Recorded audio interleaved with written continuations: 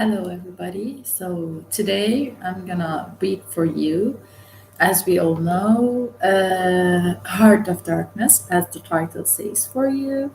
But something special about it is that it is the no fear version. So it's not like the, old, it's kind of complicated. When I tried reading it alone, I fell into a lot of like depression, but I needed it for my course. So it's a really nice story, and we know it. Nothing literature goes into waste, as we all know. So I'm gonna try reading it now, but the no fear version. So it's a much easier version for you to understand and to know what the Heart of Darkness actually talks about. Sorry for the background. I'm in my kitchen filming, so don't be disrupted. It's gonna be like that always. I'm gonna start reading it from my phone actually.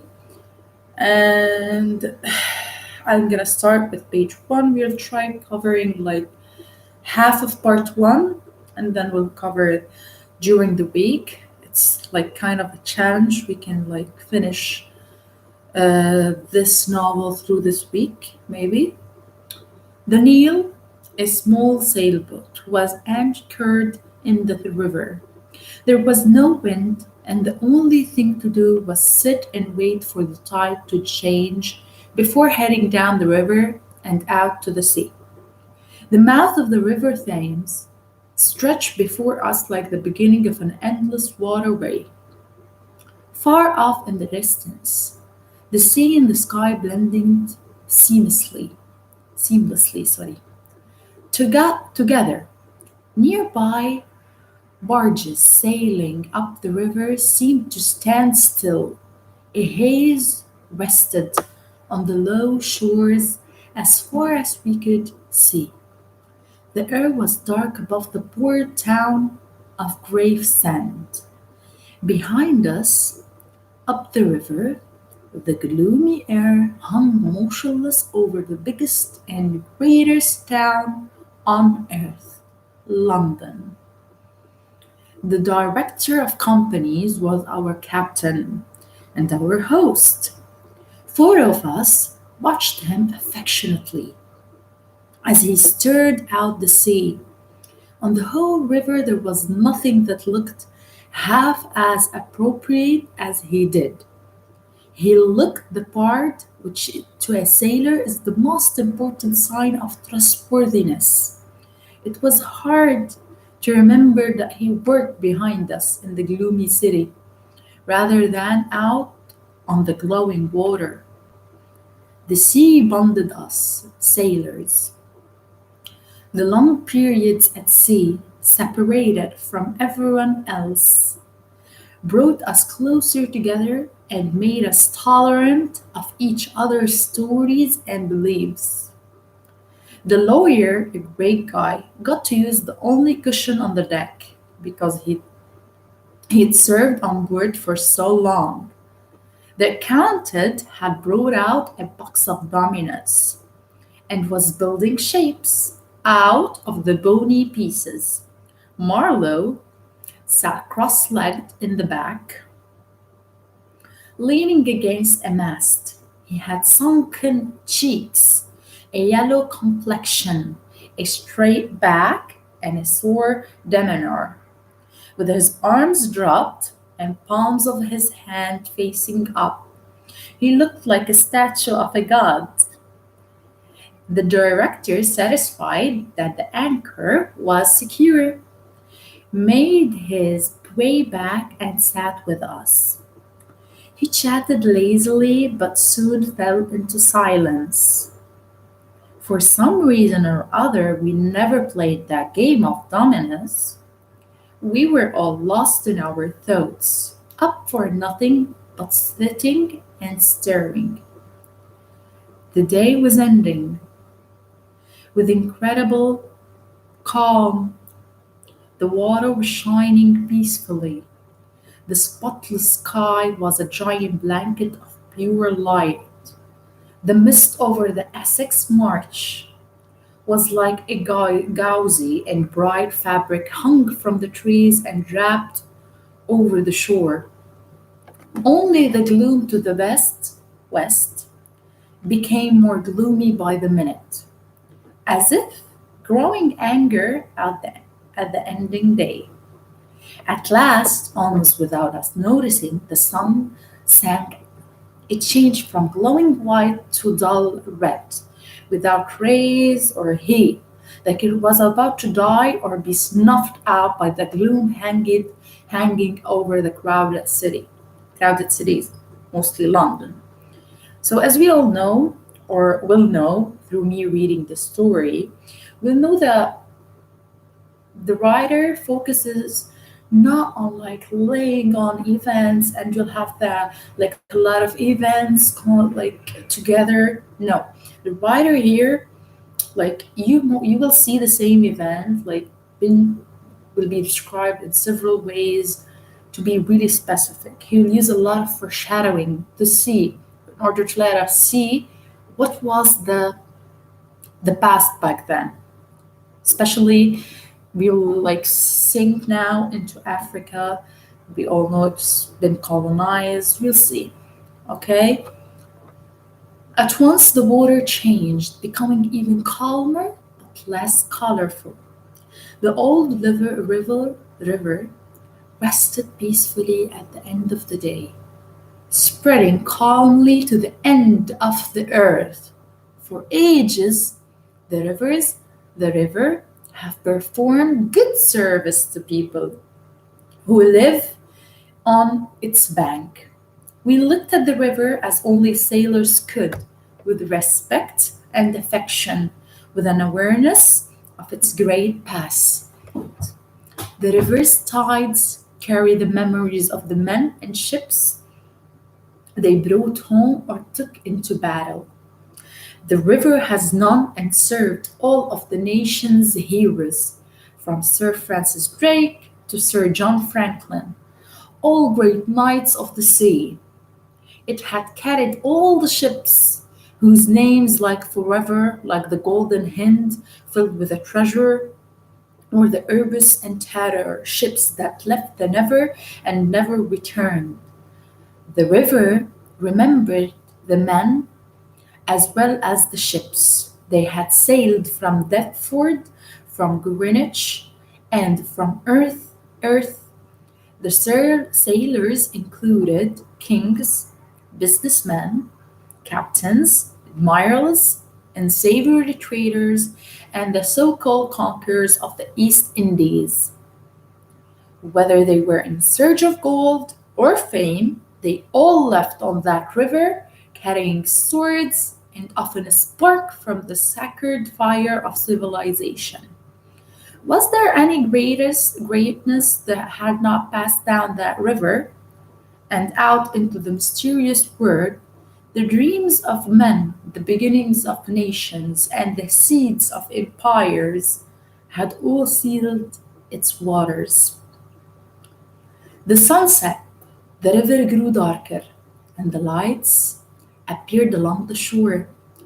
The Chapman Lighthouse, standing on three legs in the mud, shone strongly. The lights of many ships were visible in the distance, all jumbled together. Further west, the sky above the monstrous town was still gloomy and dark under the light of stars. And this also, said Marlow out of nowhere, has been one of the darkest places of the earth. He was the only one of us who spent all of his time as a sailor, with no fixed home. The worst thing you could say about him was that he was not like any other sailor. He was a seaman, but he was a wanderer too. As strange as it might sound, the truth is most seamen lead sedentary lives. The homebodies and their home. The ship is always with them. They are citizens of the sea. One ship is just like any other, and the sea is the same everywhere. because their surroundings are always the same. They ignore the foreign lands and people they can't come across, sorry. The only mystery the seaman cares about is the sea itself, which controls his fate and cannot be predicted. After his work is done, the seaman takes a short walk on the shore and believes that he has seen all of his continent that he needs to. Any other secrets a place may hold are not secrets that he thinks are worth finding out. Similarly, the stories seamen tell are simple and direct. They reveal their meanings as easily as a shell reveals its nut. But Marlowe was different. Though he sure liked to tell a tale, to him the meaning of story was not like a nut that could be easily removed from its shell. To Marlowe, the point of a story was the shell itself. The narration and just the light will reveal the haze. Storytelling will bring things to light that you might not have seen otherwise. His remark wasn't really surprising, in fact.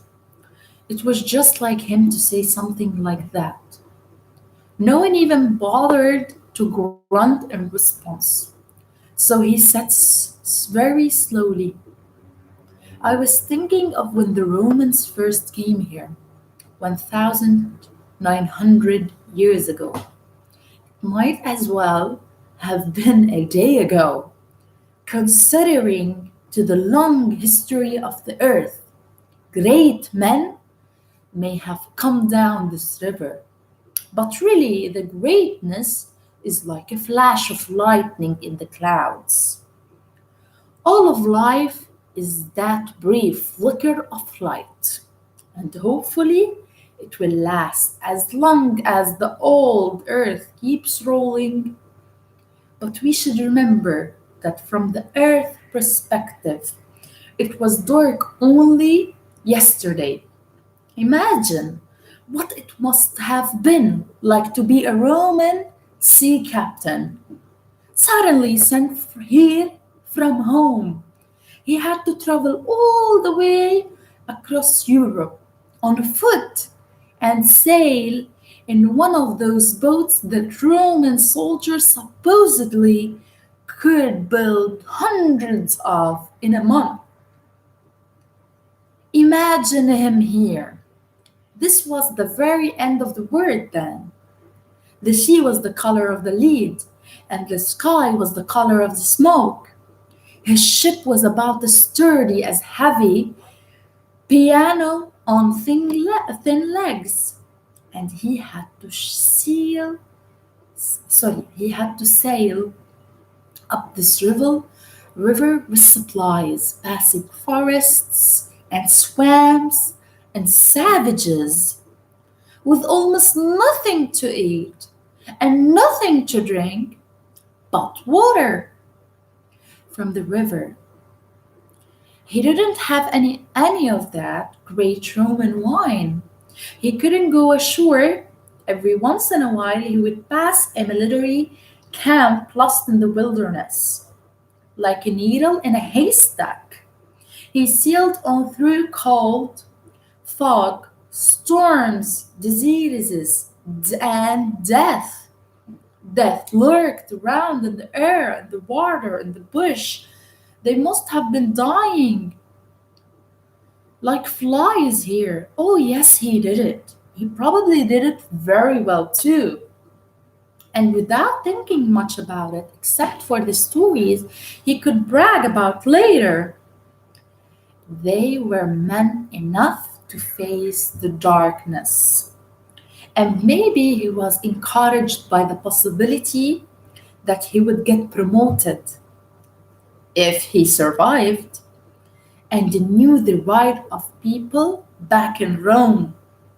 Or think of a decent young Roman citizen in a toga, someone who'd lost his fortune, gambling maybe, and was coming out here to make some money.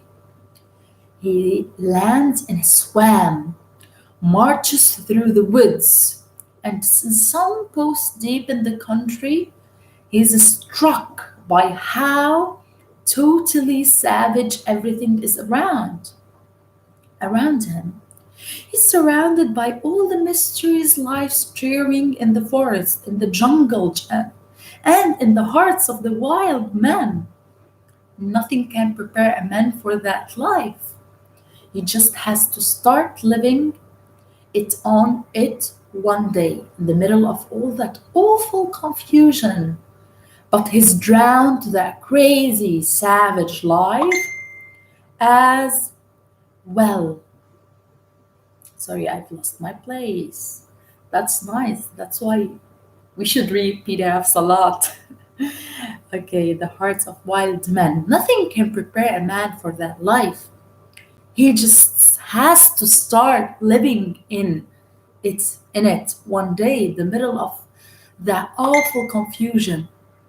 Oh, I'm sorry, but I might have like reread some things, but he's drowned to that crazy savage life as well. Horrible things can be so fascinating. He starts to feel regret. He longs to go home, but is disgusted by his powerlessness to escape. Then he surrenders to it all and fills with hate. He paused. Of course, he said, shifting his pose so that he looked like Badu, dressed in European clothes. None of us would feel exactly that same way. What keeps us from feeling that way is that we are modern and organized. Really, those Roman guys weren't all that great. They were powerful and strong and defeated their enemies. But they couldn't rule faraway places. All they did was steal. And even strength is relative. Everyone else at that time was just so weak. The Romans stole what they could because they could get away with it.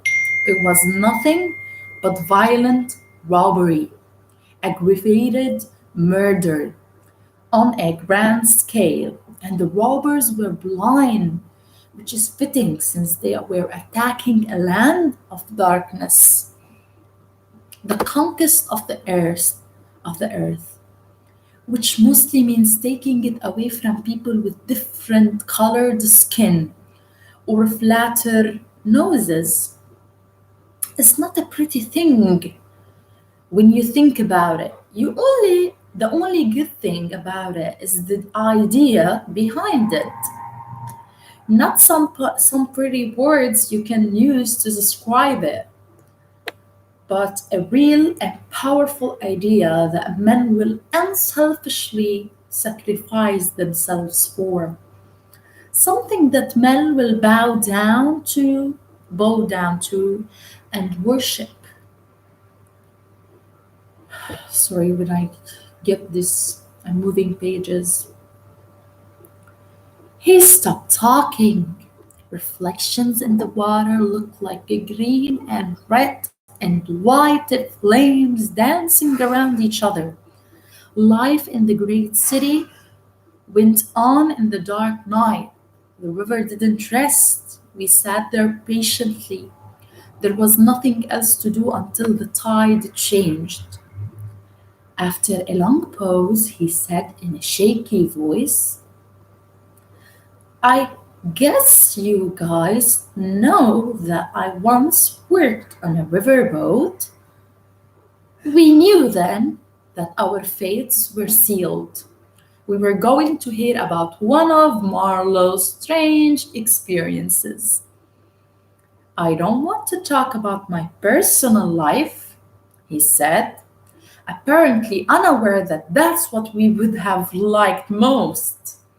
But to understand what happened, You need to know how I got out there and what I saw and how I went up the river to the place where I first met the poor fellow. I was as far as you could see up the river. It was what all of my experiences there were leading up it to.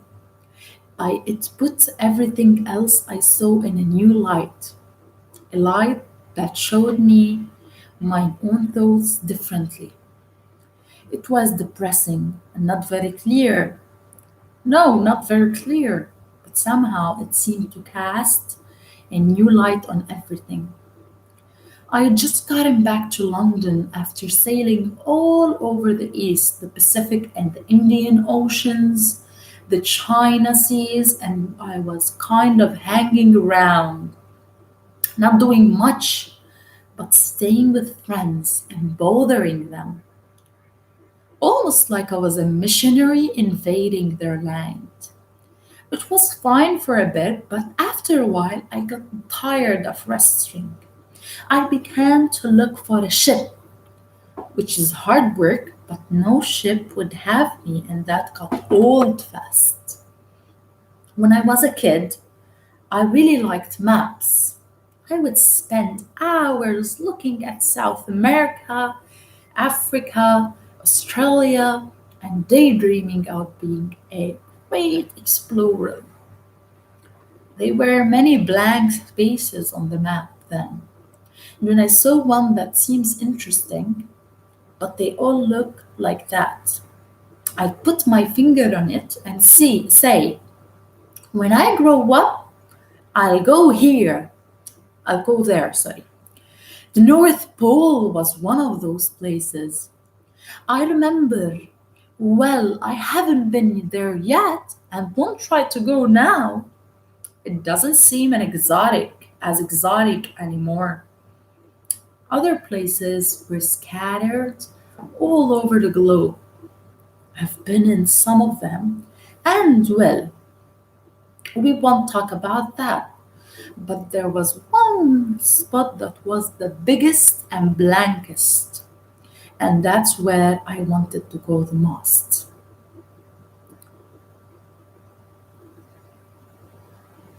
Okay, we'll see what is the spot. Actually, by the time of my story, it wasn't a blank space anymore. In the time since I was a child, it had been filled in with rivers and lakes and names.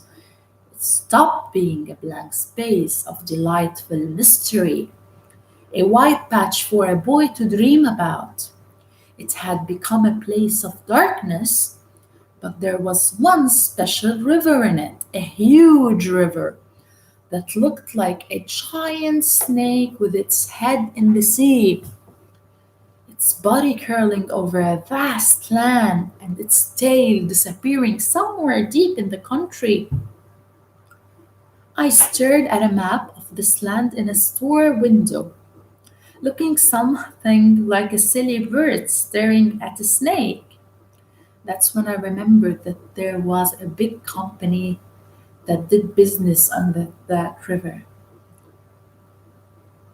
Well, hell, I thought they can buy and sell anything on the river without using steamboats, and I could sail one of those. As I walked away, I couldn't stop thinking about it. The snake had charmed me.